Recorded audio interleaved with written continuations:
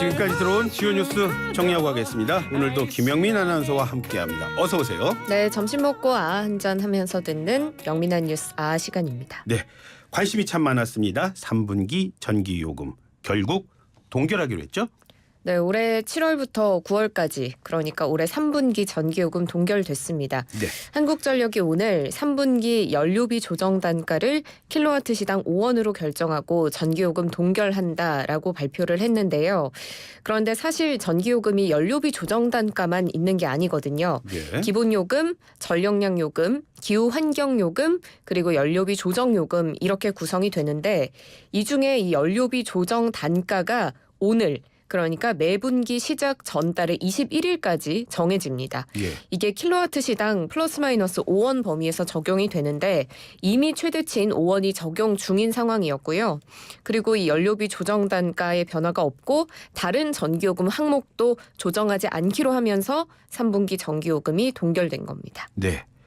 그런데 이번 동결 어느 정도 시장에서는 예상이 됐었다고요? 네, 산업부의 강경성 2차관이 지난 14일에 그동안 정부에서 전기요금 현실화를 위해서 많은 노력을 했고 실제로 많이 올렸다면서 이번에 또 올리는 것은 국민 부담 등을 고려하면 쉽지 않다라고 동결을 시사한 바가 있습니다.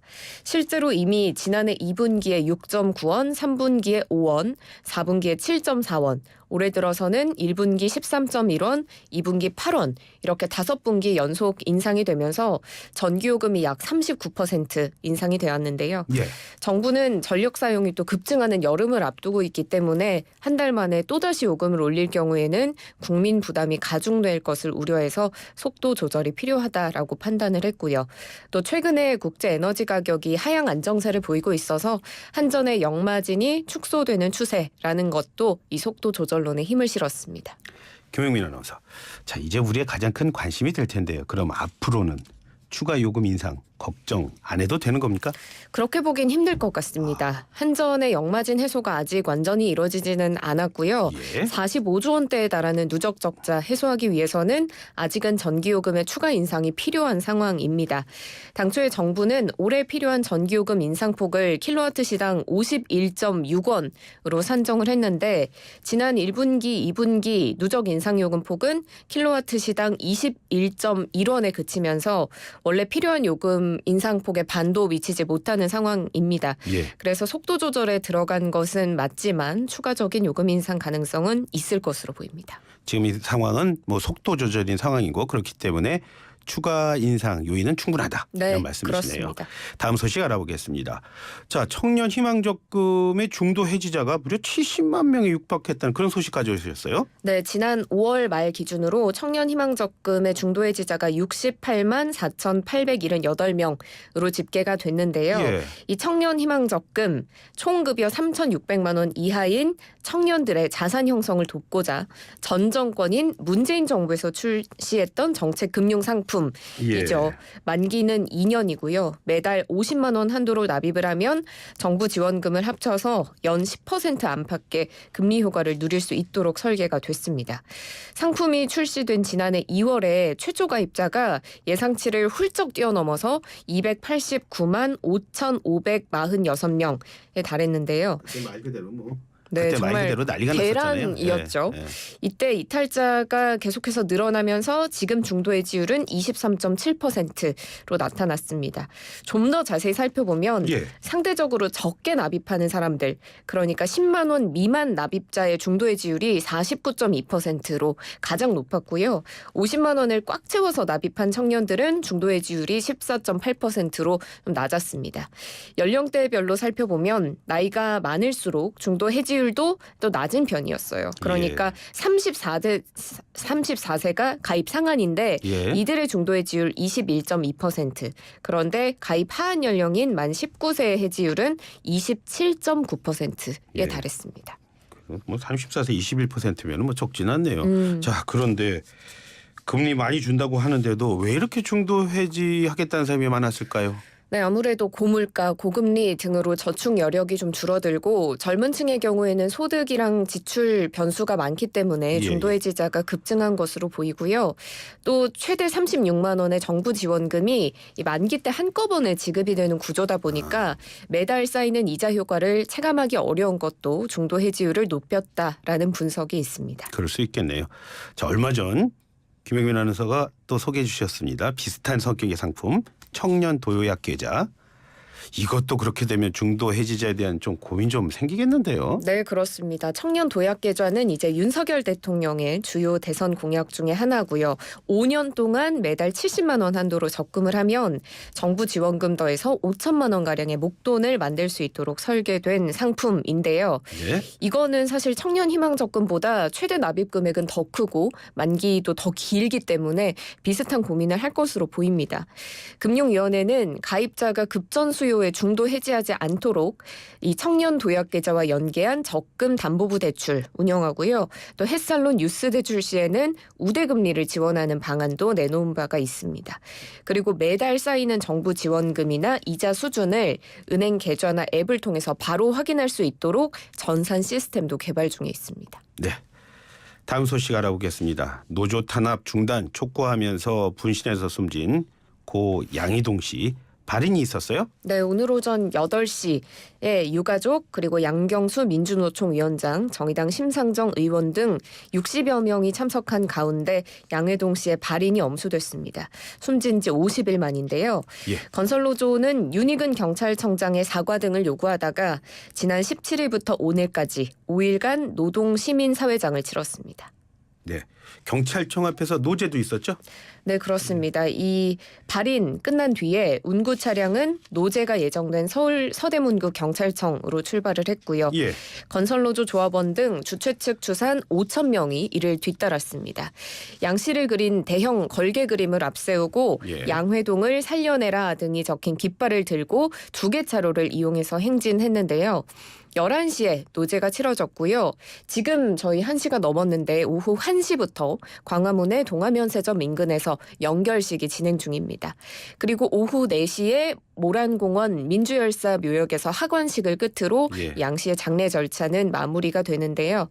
장례위원회는 열사의 염원인 건설노조 탄압 분쇄와 민주노총 사수, 사죄와 명예회복을 위해서 다양한 활동을 이어나가겠다고 밝혔습니다.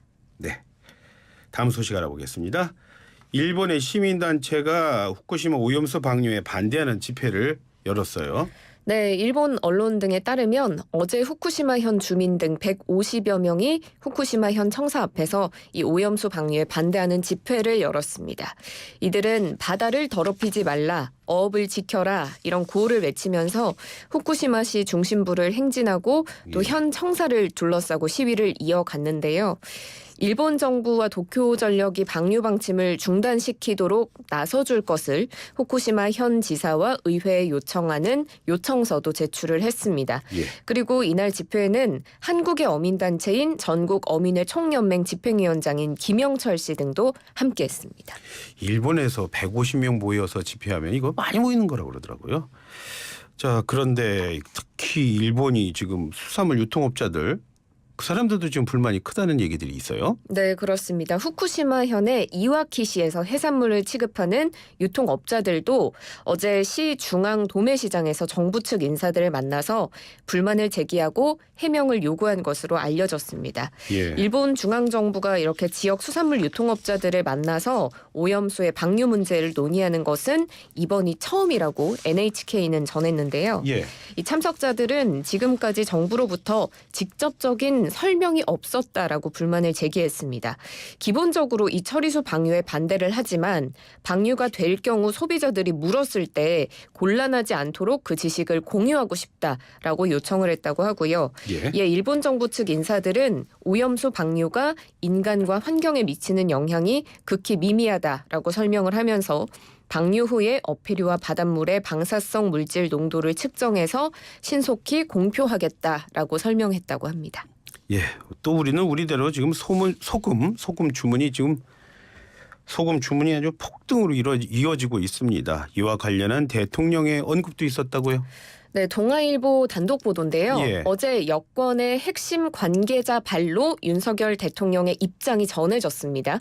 이 국내 천일염 품귀 현상에 대해서 소금 사재기를 부추기는 세력이 있다 이렇게 말했다고 하는데요. 윤 대통령이 해외 순방을 떠나기 전에 이 소금 대란에 대해서 정치 사업적 목적을 갖고 소금 사재기를 부추기고 선동하는 세력이 있다. 예. 국민에게 불안 심리를 부추겨서 정부를 원망하게 만들고 또 다른 한편으로는 이런 심리를 이용해서 돈을 벌려는 사람들이 있을 수 있으니 그 이면까지 잘 살펴봐야 한다라는 취지로 당부했다고 합니다. 대통령이 소금 사재기 이런 말을 한 거군요. 자, 그런데 문제는 이제 소금이 안전한지 그걸 두고도 지금 감론을박 뭐 여러 말이 많다는 거예요. 네, 일반 시민들 중에서는 소금에 대해서 불안감을 느끼는 분위기가 여전히 있어 보입니다. 예. 지금 한 중고거래 사이트에 2010년산 신한 천일염 소금 30kg을 무려 150만 원에 판매한다라는 글이 올라오기도 했는데요. 예. 2010년이면은 후쿠시마 원전 폭발 전에 만들어진 아주 오래된 13년 된 소금이다. 뭐 예. 이런 겁니다. 그래서 정부는 지난 19일에 있었던 브리핑에서 지금 천일염 공급 안전성에 대해서 직접 입장을 밝혔습니다. 먼저 수급에 대해서는 기상 여건 때문에 4, 5월 생산량이 줄긴 했지만 이번 달부터 예년 수준을 회복하고 있고 또 다음 달부터 새로운 물량이 나오기 때문에 그때 구매해도 늦지 않다 이렇게 본다고 밝혔고요. 안전성에 대해서는 삼중수소는 희석되는 데다가 증발되는 과정에서 없어질 거기 때문에 소금에는 영향이 없다고 말할 수 있다 이렇게 말을 했습니다.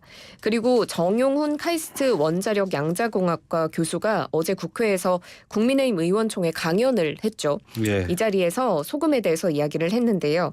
삼중수소는 소금에 남아있지 않다. 삼중수소는 물인데 물이 증발할 때 같이 증발한다 이렇게 말하기도 했습니다. 네, 이웃 나라가 촉발한 문제로 우리가 이렇게 불안해하고 있습니다. 네, 오늘 말씀 고맙습니다. 고맙습니다. 예, 지금까지 김영민 아나운서와 주요 뉴스 정리했습니다.